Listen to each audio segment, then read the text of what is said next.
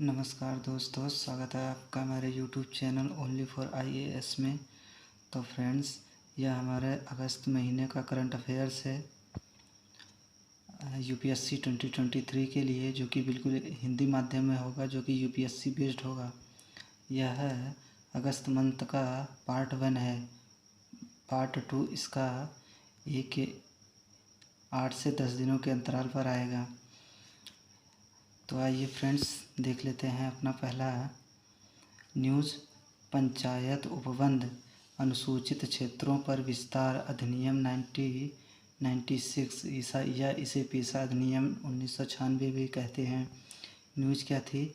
हाल ही में छत्तीसगढ़ ने पेशा अधिनियम को लागू करने के लिए नियमों को अधिसूचित किया है। ऐसा करने वाला छत्तीसगढ़ देश का 7वां राज्य बन गया है। इससे पहले पेशा अधिनियम को लागू करने वाले राज्य आंध्र प्रदेश, गुजरात, हिमाचल प्रदेश, महाराष्ट्र, राजस्थान और तेलंगाना है। आगे देख लेते हैं पेशा अधिनियम 1996 के बारे में। ठीक है, इसे दिलीप सिंह भूरिया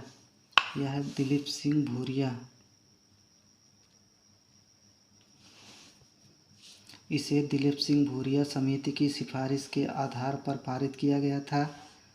ठीक, इसका उद्देश्य जनजातियों का सशक्तिकरण करना और उन्हें मुख्यधारा में लाना है। इस पेशा अधिनियम का उद्देश्य क्या था? जनजातियों का सशक्तिकरण करना और उन्हें मुख्यधारा में, मतलब कि समाज की मुख्यधारा में सारी सुविधाएं उन्हें प्रदान करना है। आगे देख लेते हैं। आगे पंचायती राज मंत्रालय राज्यों में पेशा अधिनियम के प्रावधानों को लागू करने हेतु नोडल मंत्रालय है। इसका अर्थ यह है कि पंचायती राज मंत्रालय इस पेशा अधिनियम को सभी राज्यों और केंद्र शासित प्रदेशों में लागू करती है। पेशा अधिनियम को संविधान के भीतर संविधान कहा जाता है। यूपीएससी यह स्टेटमेंट में डाल देगी कि संविधान का क्या पेशा अधिनियम को संविधान के भीतर संविधान कहा जाता है, तो आपका स्टेटमेंट बिल्कुल सही होगा। आगे देख लेते हैं पेशा अधिनियम के अंतर्गत ग्राम सभाओं की मुख्य शक्तियाँ क्या क्या हैं। पेशा अधिनियम के अंतर्गत जिस राज्य में पेशा अधिनियम लागू है, उस राज्य में ग्राम सभाओं की मुख्य शक्तियाँ कौन कौन सी हैं? भूमि अधिग्रहण के मामलों में अनिवार्य परामर्श की शक्ति।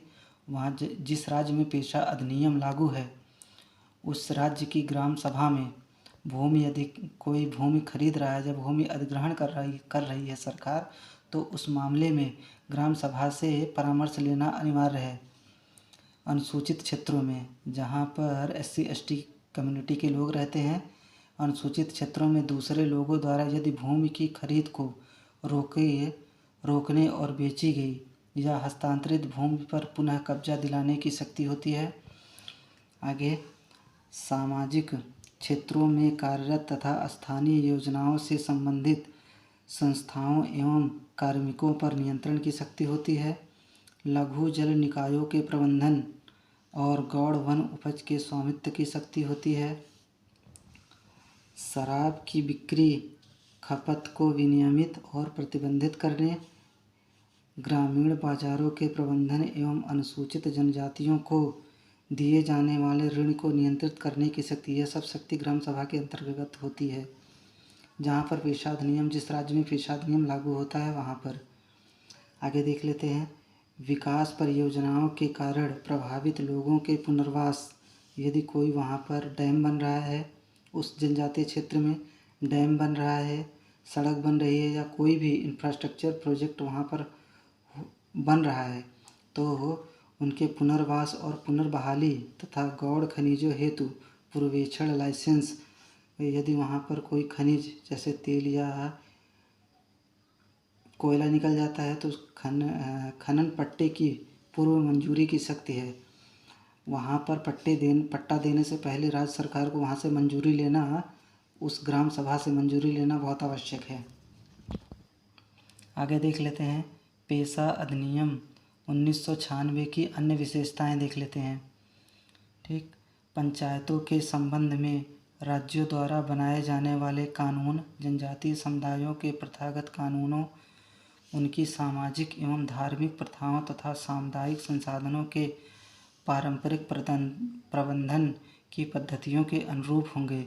इसका अर्थ यह है कि पंचायतों के संबंध में राज्य जो कानून बनाएगी, ठीक, वह जनजाति समुदायों के अनुसार होगी, उनकी सामाजिक व धार्मिक प्रथाओं के अनुसार होगी।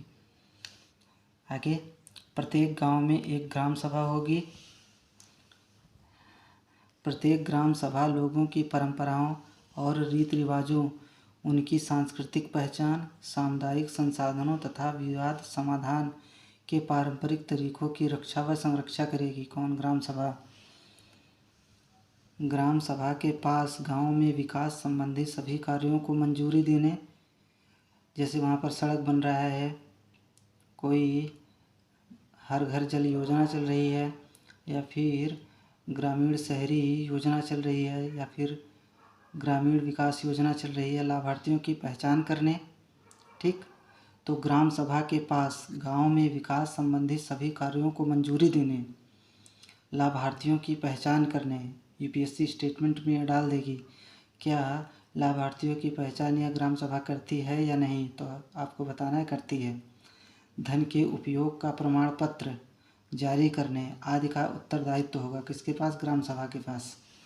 पेशा अधिनियम के अंतर्गत जो ग्राम सभा है उनको प्रत्येक पंचायत में जनजातीय समुदायों के लिए उनकी जनसंख्या के अनुपात में सीटें आरक्षित होंगी, ठीक। साथ ही पंचायत के सभी स्तरों पर अध्यक्ष के पद भी अनुसूचित जनजातियों के लिए आरक्षित होंगे। नेक्स्ट देख लेते हैं। नेक्स्ट न्यूज़ है संसदीय विशेषाधिकार के बारे में। संसदीय विशेषाधिकार व्यक्तिगत और सामूहिक रूप से सांसदों को प्राप्त कुछ अधिकार एवं उन्मुक्तियां मतलब छूट हैं। ये विशेषाधिकार उन व्यक्तियों को भी दिए जाते हैं जो संसद की किसी भी समिति में भाग लेते हैं और उसमें बोलते हैं। किसमें? संसद में। इनमें भारत का महान्यायवादी और केंद्रीय मंत्री शामिल है। इसका उल्लंघन संसद के कानून के तहत दंडनीय है। इनमें से एक विशेषाधिकार यह है कि किसी संसद सदस्य को दीवानी मामले में सत्र या समिति की बैठक शुरू होने से 40 दिन पहले और समाप्ति के 40 दिन तक गिरफ्तार नहीं किया जा सकता है। आगे देख लेते हैं। संसद ने अब तक सभी विशेषाधिकारों को पूर्णतः लिखित रूप देने के लिए कोई विशेष कानून नहीं बनाया है। नेक्स्ट देख लेते हैं। नेक्स्ट न्यूज़ है भारतीय डायस्पोरा के बारे में। न्यूज़ क्या है? हाल ही में एक संसदीय समिति ने भारतीय डायस्पोरा पर एक रिपोर्ट जारी की है।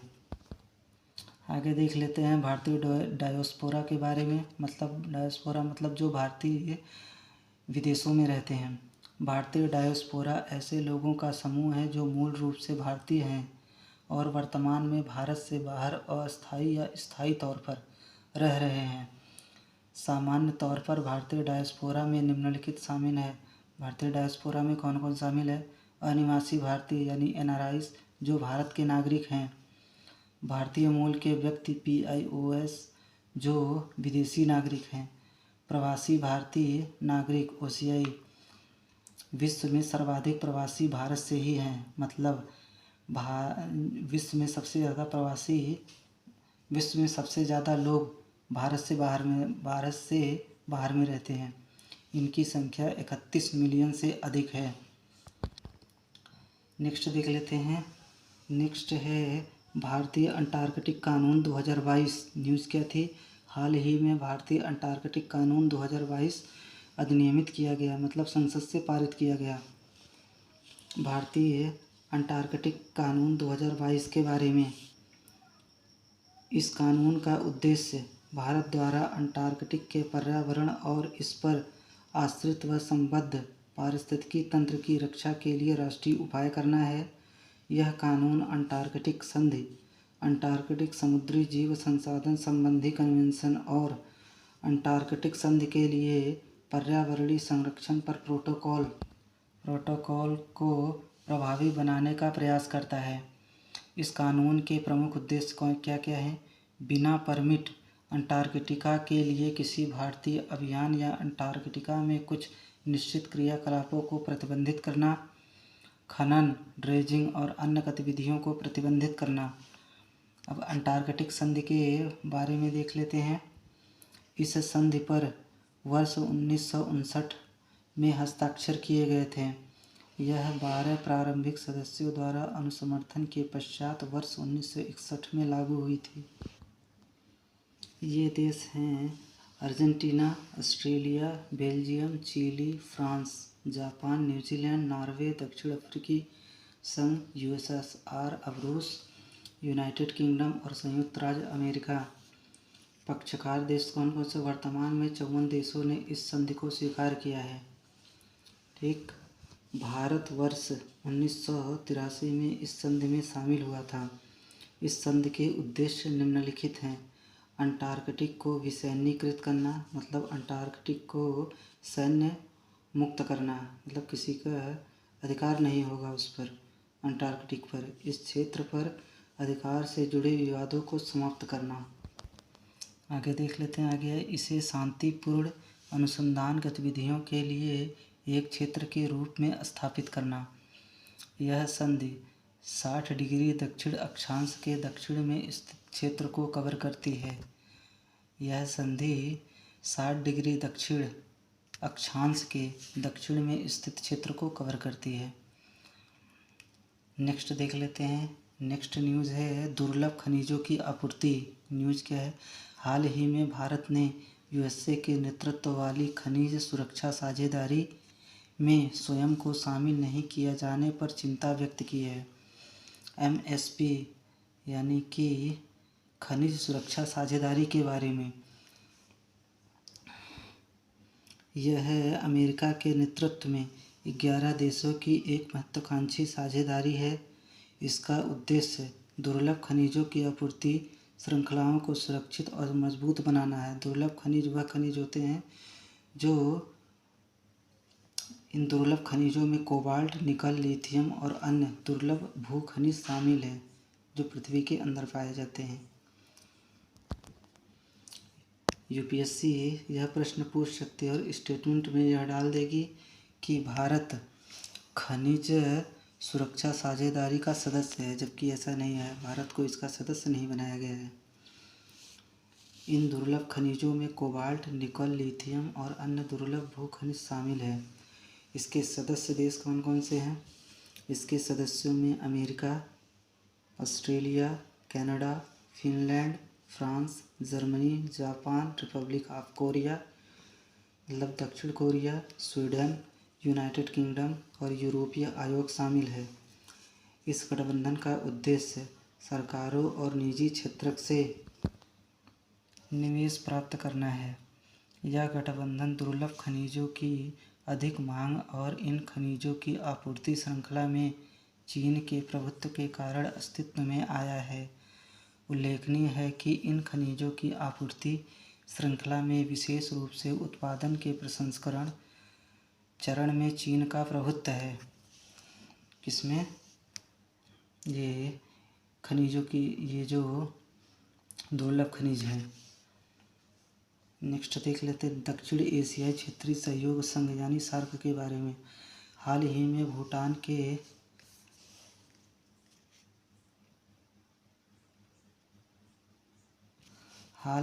भूटान के पूर्व प्रधानमंत्री शेरिंग तोब्गे ने सार्क की वर्तमान स्थिति के बारे में चिंता व्यक्त की है। यह न्यूज़ है। उन्होंने संगठन को फिर से जीवंत करने के लिए अधिक से अधिक प्रयास करने का भी आह्वान किया है। सार्क के बारे में देख लेते हैं। सार्क एक क्षेत्रीय अंतर सरकारी संगठन है। इसकी स्थापना वर्ष 1985 में ढाका में सार्क चार्टर पर हस्ताक्षर के साथ हुई थी। सदस्य देश कौन कौन से? इसके 8 सदस्य देश हैं। अफ़गानिस्तान, पाकिस्तान, भारत, मालदीव, श्रीलंका, नेपाल, बांग्लादेश और भूटान इसके सदस्य हैं। इसका सचिवालय नेपाल की राजधानी काठमांडू में स्थित है। सार्क का उद्देश्य क्या है? दक्षिण एशिया के लोगों के कल्याण को बढ़ावा देना, आर्थिक समृद्धि में तेजी लाना, क्षेत्रीय अखंडता, आपसी विश्वास आदि को बनाए रखना। पिछला सार्क शिखर सम्मेलन वर्ष 2014 में आयोजित किया गया था। सार्क आम सहमति के सिद्धांत पर कार्य करता है। इसका अर्थ है कि यदि एक भी सदस्य भाग नहीं लेने का फैसला करता है तो शिखर सम्मेलन आयोजित नहीं किया जा सकता। नेक्स्ट देख लेते हैं। नेक्स्ट है trans Himalayan multi dimensional connectivity network. चीन और Nepal trans Himalayan multi dimensional connectivity network बनाने पर सहमत हुए हैं। यूपीएससी सिंपल सा क्वेश्चन पूछ ले कि trans Himalayan multi dimensional connectivity network किन देशों के बीच में है, तो चीन और नेपाल के बीच में है। इस आर्थिक गलियारे को वर्ष 2019 में नेपाल और चीन के बीच चीन की बेल्ट एंड रोड इनिशिएटिव यानी BRI के एक हिस्से के रूप में प्रस्तावित किया गया था। इस गलियारे का उद्देश्य बंदरगाहों, सड़कों, रेलवे, विमानन और संचार में कनेक्टिविटी को बढ़ाना है। नेक्स्ट देख लेते हैं। नेक्स्ट है नई सामरिक शस्त्र न्यूनीकरण संधि, new strategic arms reduction treaty यानी स्टार्ट संधि। न्यूज़ क्या थी? रूस ने न्यू स्टार्ट संधि के तहत अपने परमाणु शस्त्रागार के अमेरिकी निरीक्षण को अनुमति देने से इनकार कर दिया है। मतलब कि न्यू स्टार्ट संधि के तहत, ठीक, रूस ने अमेरिका को जो जांच करता था उनको जांच करने से इनकार कर दिया है। यह संधि अमेरिका और रूस के बीच अंतर महाद्वीपीय रेंज वाले परमाणु हथियारों की तैनाती को सीमित करने के लिए एक समझौता है। साथ ही यह सामरिक हथियारों पर भी एक सीमा आरोपित करता है। यह समझौता वर्ष 2011 में लागू हुआ था। इस संधि के तहत उन परमाणु आयुधों की संख्या को 1550 तक सीमित किया गया है जिन्हें अमेरिका और रूस तैनात कर सकते हैं। नेक्स्ट देख लेते हैं। यूथ इन इंडिया 2022 रिपोर्ट जारीकर्ता किसने जारी किया है? सांख्यिकी और कार्यक्रम कार्यान्वयन मंत्रालय ने जारी किया है youth in India report 2022। Next देख लेते हैं। नेक्स्ट है क्षेत्रीय ग्रामीण बैंक, रीजनल रूरल बैंक यानी RRBs। न्यूज़ क्या थी? हाल ही में केंद्र सरकार ने इंडियन बैंक एसोसिएशन से यह कहा है कि वह RRBs को वित्तीय रूप से संधारणीय बनाने में सहायता करे। RRBs ने वित्त वर्ष 2021 और साथ ही वित्त वर्ष 2022 में निवल लाभ अर्जित किया है। ज्ञातव्य है कि इससे पहले लगातार 2 वर्षों तक RRBs ने घाटा दर्ज किया था। यूपीएससी स्टेटमेंट में डाल देगी कि क्या क्षेत्रीय ग्रामीण बैंक लगातार घाटे में चल रहे हैं या लगातार यह निवल लाभ में चल रहे हैं। ये दोनों स्टेटमेंट गलत हो जाएगा। अप और डाउन, लाभ भी हो रहा है और हानि भी हो रहा है। अब RRBs के बारे में देख लेते हैं। नरसिंहम वर्किंग कमेटी 1975 की सिफारिशों के आधार पर 1975 को RRBs की स्थापना हुई थी। वर्ष 1976 में क्षेत्रीय ग्रामीण बैंक अधिनियम 1976 के तहत इसे और मजबूत बनाया गया। ठीक, वर्तमान में 43 अनुसूचित वाणिज्यिक RRBs यानी क्षेत्रीय ग्रामीण बैंक हैं। ये 43 RRBs RBI अधिनियम 1934 की दूसरी अनुसूची के तहत आते हैं। इसका अर्थ यह है कि RRBs RBI के अंतर्गत आते हैं। RRBs के उद्देश्य लघु और सीमांत किसानों, खेतिहर मजदूरों आदि को ग्रामीण तथा अर्ध शहरी क्षेत्रों में पर्याप्त बैंकिंग व ऋण सुविधाएं प्रदान करना। छोटे स्तर पर किसानों को लोन देती हैं। RRBs कृषि व्यापार, वाणिज्य, लघु उद्योग और अन्य उत्पादक गतिविधियों का विकास करना। पैरा बैंकिंग सुविधाएं, मतलब बैंकिंग से संबंधित सुविधाएं कौन कौन सी देती हैं? लॉकर सुविधा देती हैं, डेबिट और credit card, mobile banking, internet banking, UPI आदि की सेवाएं देती हैं। मनरेगा श्रमिकों के वेतन का वितरण, पेंशन का वितरण आदि। ये क्षेत्र आधारित और ग्रामीण विकास के लिए समर्पित बैंक हैं। यूपीएससी स्टेटमेंट में डाल देगी कि क्या ये क्षेत्र आधारित और ग्रामीण विकास के लिए समर्पित बैंक नहीं है, जबकि गलत होगा, यह समर्पित हैं। RRBs का महत्व क्या है? ये बैंक प्राथमिकता प्राप्त क्षेत्र के लिए निर्धारित 75% की बजाय 81% से अधिक ऋण प्रदान करते हैं। इसके अतिरिक्त इनके द्वारा प्रदत्त कुल ऋण में कृषि ऋण का हिस्सा 60% के आसपास है। ये सहकारी समितियों और स्वयं सहायता समूहों को आसान व प्रत्यक्ष वित्त प्रदान करते हैं। यूपीएससी स्टेटमेंट में डाल देगी कि क्या क्षेत्रीय ग्रामीण बैंक सहकारी समितियों और स्वयं सहायता समूहों को वित्त प्रदान करते हैं। बिल्कुल सही। नेक्स्ट देख लेते हैं। नेक्स्ट है भारत में स्वर्ण उद्योग का अवलोकन। चीन के बाद भारत दुनिया में स्वर्ण का दूसरा सबसे बड़ा उपभोक्ता देश है, मतलब कि सबसे ज़्यादा यूज करता है भारत, दूसरे नंबर पर चीन के बाद। भारत के कुल स्वर्ण भंडार का 88% हिस्सा कर्नाटक में स्थित है।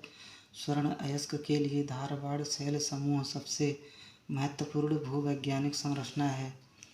ब्लू बॉन्ड्स भारतीय प्रतिभूति और विनिमय बोर्ड यानी सेबी ने ब्लू बॉन्ड की अवधारणा प्रस्तुत की है। यह मोस्ट इम्पोर्टेंट है। ब्लू बॉन्ड ऋण लिखित डेट इंस्ट्रूमेंट का एक नया रूप है, तो उधार लेने का एक इंस्ट्रूमेंट है। इससे आप उधार ले सकते हैं ब्लू बॉन्ड से। इसे स्वस्थ महासागरों और नीली अर्थव्यवस्थाओं के लिए निवेश का समर्थन करने हेतु जारी किया जाएगा। ठीक, ये बॉन्ड निजी क्षेत्र से पूंजी जुटाने का अवसर प्रदान करते हैं। भारत समुद्री संसाधन खनन, सतत मत्स्यन, राष्ट्रीय अपतटीय पवन ऊर्जा नीति आदि में ब्लू बॉन्ड्स का उपयोग कर सकता है। नेक्स्ट है मूनलाइटिंग। मूनलाइटिंग क्या है? मूनलाइटिंग से तात्पर्य मुख्य नियोक्ता कंपनी का मालिक की जानकारी के बिना किसी व्यक्ति द्वारा एक समय में एक से अधिक नौकरियां करना है। जैसे कोई व्यक्ति है, पहली कंपनी में वह जॉब कर रहा है, पहली कंपनी के अलावा भी वह किसी दूसरी कंपनी में जॉब कर रहा है, जबकि उस पहली वाली कंपनी के मालिक को इसकी जानकारी नहीं है। नेक्स्ट देख लेते हैं निदान। मादक पदार्थों के अपराधियों, तस्करी, विक्रय आदि गतिविधियों में लिप्त के डेटाबेस के लिए निदान पोर्टल शुरू किया गया है। नेक्स्ट देख लेते हैं एथेनॉल मिश्रण। न्यूज़ क्या थी? हाल ही में प्रधानमंत्री ने कहा कि भारत ने निर्धारित समय सीमा से पहले ही पेट्रोल में 10% एथेनॉल मिश्रण के लक्ष्य को प्राप्त कर लिया है। भारत में एथेनॉल मिश्रित पेट्रोल कार्यक्रम के बारे में। एथेनॉल इथाइल अल्कोहल एक जैव ईंधन बायोफ्यूल है। इसका उत्पादन गन्ने या अन्य जैविक पदार्थ जैसे खाद्यान्नों से प्राप्त शर्करा के किण्वन से किया जाता है। आगे देख लेते हैं। भारत ने वर्ष 2003 में एथेनॉल मिश्रण कार्यक्रम शुरू किया था। इस कार्यक्रम का उद्देश्य 9 राज्यों और 4 केंद्र शासित प्रदेशों में पेट्रोल में 5% एथेनॉल का मिश्रण करना था। आगे देख लेते हैं। वर्ष 2018 की राष्ट्रीय जैव ईंधन नीति में वर्ष 2030 तक पेट्रोल में 20% एथेनॉल मिश्रण की परिकल्पना की गई थी। अब इस लक्ष्य को 5 वर्ष पहले अर्थात वर्ष 2025 में ही हासिल किया जाना है। मतलब 2018 की राष्ट्रीय जैव नीति जो थी उसमें 2030 तक पेट्रोल में 20% एथेनॉल मिश्रण की परिकल्पना की गई थी, लेकिन अब इससे 5 वर्ष पहले यानी 2025 तक ही 20% एथेनॉल मिश्रण को प्राप्त कर लिया जाएगा। खाद्य और सार्वजनिक वितरण विभाग देश में ईंधन ग्रेड एथेनॉल उत्पादन करने वाले डिस्टिलरीज को बढ़ावा देने के लिए नोडल विभाग है। इसका अर्थ यह है कि जो एथेनॉल का उत्पादन करते हैं उसका रखरखाव खाद्य और सार्वजनिक। नेक्स्ट देख लेते हैं। नेक्स्ट है महासागर तापीय ऊर्जा ओशन थर्मल एनर्जी। न्यूज़ क्या आते हैं? राष्ट्रीय महासागर प्रौद्योगिकी संस्थान यानी NIOT द्वारा भारत का पहला महासागर तापीय ऊर्जा रूपांतरण OTEC, जहाँ पहला होता है वहाँ UPSC ज़्यादा फोकस करती है, संयंत्र स्थापित किया जा रहा है। NIOT पृथ्वी विज्ञान मंत्रालय के अधीन कार्यरत एक स्वायत्त संस्थान है। अन्य संबंधित तथ्य देख लेते हैं।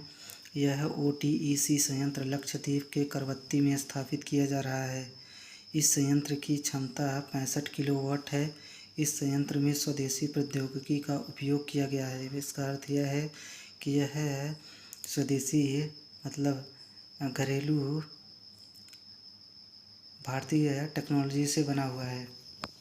नेक्स्ट देख लेते हैं। नेक्स्ट है नए रामसर स्थल। न्यूज़ क्या है, हाल ही में भारत ने रामसर अभिसमय के तहत अंतर्राष्ट्रीय महत्व की 26 नई आर्द्रभूमियों को रामसर स्थल के रूप में नामित किया है। अन्य संबंधित तथ्य, अब भारत में रामसर स्थलों के रूप में नामित कुल 75 आर्द्रभूमियाँ हैं। आर्द्रभूमि मतलब वेटलैंड। ये 13,26,667 हेक्टेयर क्षेत्रफल पर विस्तृत है। रामसर अभिसमय समझौता या रामसर समझौते के बारे में। रामसर समझौता रामसर अभिसमय को 1971 में अपनाया गया और यह 1975 में लागू हुआ। यह एक अंतर सरकारी संधि है। यह आर्द्रभूमियों एवं उनके संसाधनों के संरक्षण और उनके विवेकपूर्ण उपयोग के लिए एक रूपरेखा प्रदान करती है। भारत रामसर अभिसमय के पक्षकारों में से एक है। इसका अर्थ है कि भारत ने रामसर अभिसमय यानी रामसर समझौते के पक्ष में है, उस पर हस्ताक्षर कर रखे हैं। रामसर स्थलों के रूप में नामित करने के लिए मानदंड क्या है? यदि जैसे कि कोई स्थान है, यदि उसको रामसर स्थल बनाना है, ठीक, तो उसके लिए मानदंड क्या होना चाहिए? आर्द्रभूमि को रामसर अभिसमय द्वारा निर्धारित 9 में से कम एक मानदंड को पूरा करना चाहिए, जैसे यदि वह वल्नरेबल, एंडेंजर्ड या क्रिटिकली एंडेंजर्ड प्रजातियों या थ्रेटेंड पारिस्थितिक समुदायों को आश्रय प्रदान करती हो, या वह नियमित रूप से 20,000 या उससे अधिक जलीय पक्षियों को आश्रय प्रदान करती हो, तो उसे रामसर स्थल में शामिल कर लिया जाएगा। इनमें से कोई एक भी मानदंड को वह पूरा करती है तो रामसर स्थल में शामिल कर लिया जाएगा। अब आर्द्रभूमि के बारे में देख लेते हैं। मौसमी या स्थायी रूप से जल संतृप्त या जलमग्न भूक्षेत्र को आर्द्रभूमि के रूप में परिभाषित किया जाता है। रामसर अभिसमय के अनुसार आर्द्रभूमि कौन कौन हो सकता है? प्राकृतिक या कृत्रिम, स्थायी या अस्थायी कक्ष, पंक, पीठभूमि या जल क्षेत्र, ठहरा हुआ या बहता हुआ जल, ताज़ा, खारा या लवणीय और निम्न ज्वार के समय 6 मीटर से कम गहरा समुद्री जल क्षेत्र आर्द्रभूमि कहलाता है। किसके अनुसार? रामसर समझौते के अनुसार। भारत में 7 लाख से अधिक आर्द्रभूमि है। यह लगभग 16 मिलियन हेक्टेयर में वितरित है, यानी देश के कुल भौगोलिक क्षेत्र के 4.86% हिस्से पर मौजूद है। भारत में मानव निर्मित आर्द्रभूमि के क्षेत्रफल की तुलना में प्राकृतिक आर्द्रभूमि का क्षेत्रफल लगभग 2 गुना है। इसका अर्थ है कि भारत में जो मानव निर्मित वेटलैंड है वह प्राकृतिक वेटलैंड के क्षेत्रफल से कम है। नेक्स्ट देख लेते हैं। नेक्स्ट है आपदारोधी अवसंरचना के लिए गठबंधन, coalition for disaster resilient infrastructure यानी CDRI। न्यूज़ क्या है, भारत ने CDRI के साथ हेडक्वार्टर एग्रीमेंट पर हस्ताक्षर किए हैं। यह मोस्ट इम्पोर्टेंट लगा लेना, पर हस्ताक्षर किए हैं। इससे CDRI को स्वतंत्र और अंतर्राष्ट्रीय कानूनी संस्था का दर्जा मिल गया है। आगे देख लेते हैं। यह समझौता CDRI को संयुक्त राष्ट्र विशेषाधिकार और उन्मुक्ति अधिनियम 1947 के तहत सभी अधिकारों, उन्मुक्तियों तथा विशेषाधिकारों के साथ अंतर्राष्ट्रीय स्तर पर कार्य करने में सक्षम बनाएगा। हेडक्वार्टर एग्रीमेंट किसी अंतर्राष्ट्रीय संगठन और मेजबान देश के बीच एक समझौता है। यह समझौता संगठन के सुचारू संचालन के लिए आवश्यक विशेषाधिकारों और उन्मुक्तियों का निर्धारण करता है। अब देख लेते हैं CDRI के बारे में। इसका मुख्यालय कहाँ पर है? नई दिल्ली में है। यह राष्ट्रीय सरकारों, संयुक्त राष्ट्र एजेंसियों और कार्यक्रमों, निजी क्षेत्र तथा शैक्षणिक व अनुसंधान संस्थानों की वैश्विक भागीदारी है। आगे देख लेते हैं। इसी वर्ष 2019 में भारत के प्रधानमंत्री ने संयुक्त राष्ट्र जलवायु कार्रवाई सम्मेलन न्यूयॉर्क में लॉन्च किया था। किसको? CDRI को। इसका उद्देश्य जलवायु और आपदा खतरों के प्रति अवसंरचना प्रणालियों के लचीलेपन प्रतिरोधकता को बढ़ावा देना है। ठीक। सदस्य देश कौन कौन से इसके 31 सदस्य देश हैं। 6 अंतर्राष्ट्रीय संगठन हैं और निजी क्षेत्र के 2 संगठन इसके सदस्य हैं। किसके? CDRI के। आगे देख लेते हैं। आगे यह आपदा जोखिम न्यूनीकरण के लिए सेंडाई फ्रेमवर्क और पेरिस जलवायु समझौते के लक्ष्य के अनुरूप कार्य करेगा। नेक्स्ट देख लेते हैं। हर घर जल न्यूज़ क्या है। गोवा और दादरा नागर हवेली तथा दमन व दीव देश में क्रमशः पहला हर घर जल प्रमाणित राज्य और पहले केंद्र शासित प्रदेश बन गए हैं। कौन? गोवा और दादरा नागर हवेली तथा दमन व दीव। हर घर जल के बारे में।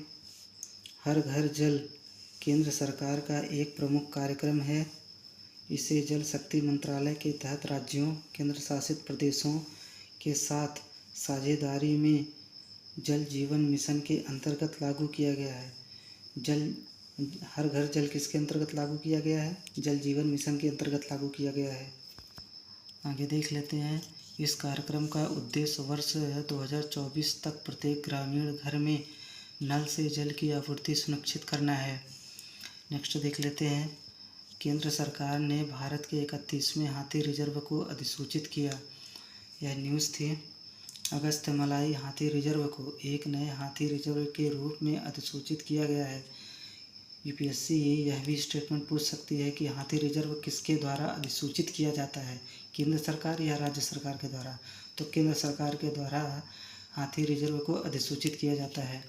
इस रिजर्व में तमिलनाडु के कन्याकुमारी और तिरुनेलवेली के क्षेत्र शामिल है। इसकी संरक्षण स्थिति, हाथी की संरक्षण स्थिति के बारे में देख लेते हैं। भारतीय वन्यजीव संरक्षण अधिनियम 1972 की अनुसूची 1 में शामिल है। हाथी साइट्स यानी वनस्पतियों और वन्यजीवों की संकटापन्न प्रजातियों के अंतर्राष्ट्रीय व्यापार पर कन्वेंशन के परिशिष्ट 1 में शामिल है। आईसीएन की रेड लिस्ट में एंडेंजर्ड कैटेगरी में शामिल है। तो वर्ष 2017 की गणना के अनुसार भारत में 29,964 हाथी हैं। कर्नाटक में हाथियों की संख्या सबसे अधिक 6,049 है। इसके बाद असम 5,719 और केरल 3,054 का स्थान आता है। तो फ्रेंड्स, यह हमारा यूपीएससी 2023 के लिए अगस्त 2022 का करंट अफेयर्स था। तो धन्यवाद। Have a nice day.